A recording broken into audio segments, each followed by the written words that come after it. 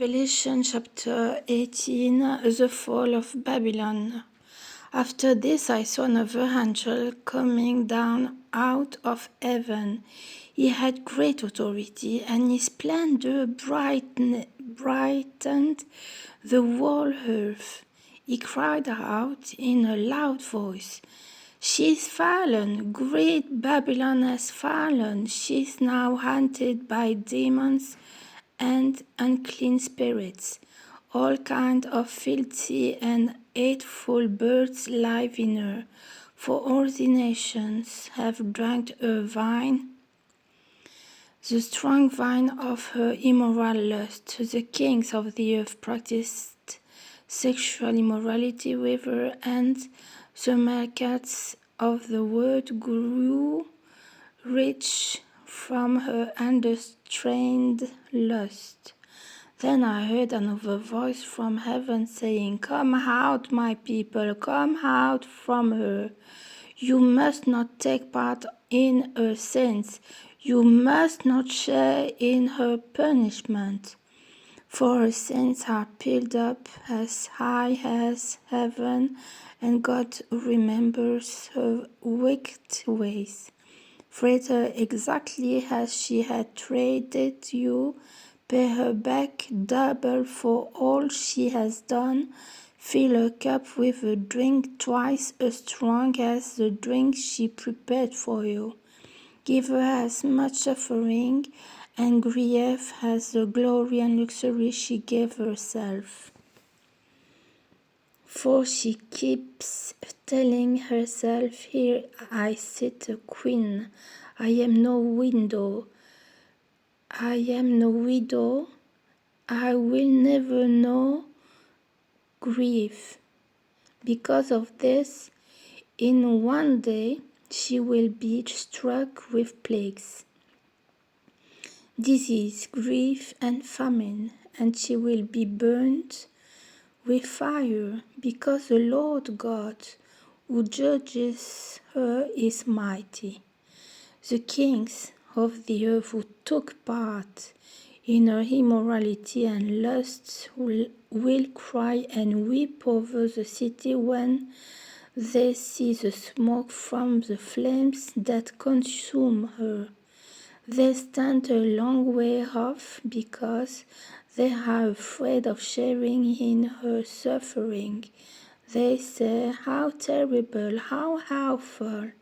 This great and mighty city Babylon, in just 1 hour you have been punished.' The merchants of the earth also cry and mourn for her, because no one buys their goods any longer, and no one buys their gold, silver, precious stones, and pearls, their goods of linen, purple cloth, silk, and scarlet cloth, all kinds of rare woods, and all kinds of objects made of ivory and of expensive wood, of bronze, iron, and marble, and cinnamon, spice, incense, myrrh, and frankincense, wine and oil, flour and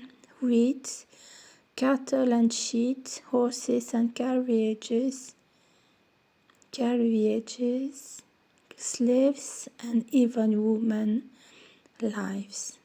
The markets say to her, 'All the good things you longed to own have disappeared, and all your wealth and glamour are gone, and you will never find them again.' The merchants who became rich from doing business in that city will stand a longer way off, because they are afraid of sharing in her suffering. They will cry and mourn and say, 'How terrible, how awful! For the great cities, she used to dress herself in linen, purple and scarlet, and cover herself with gold ornaments, precious stones and pearls. And in 1 hour she has lost all this wealth.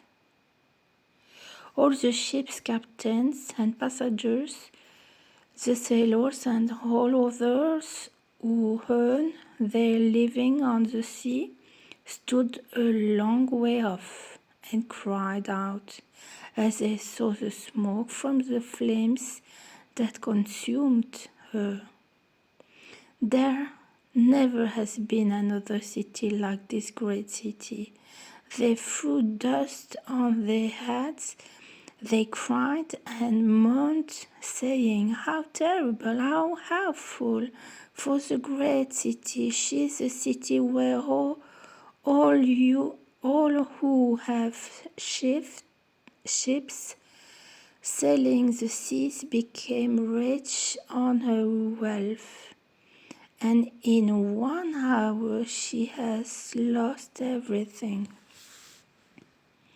Be glad even because of her destruction. Be glad, God's people and the apostles and prophets, for God has condemned her for what she did to you." Then a mighty angel picked up a stone the size of a large millstone and threw it into the sea, saying, "This is how the great city Babylon will be violently thrown down and will never be seen again. The music of harps and of human voices, of players of the flute and the trumpet, will never be heard in you again. No workman in any trade will ever be found in you again, and the sound of the millstone will be heard no more. Never again will the light of a lamp be seen in you. No more will the voices of brides and grooms be heard in you. Your merchants were the most powerful in all the world, and with your false magic you deceived all the peoples of the world. Babylon was punished because the blood of prophets and of God's people was found in the city. Yes, the blood of all those who have been killed on earth.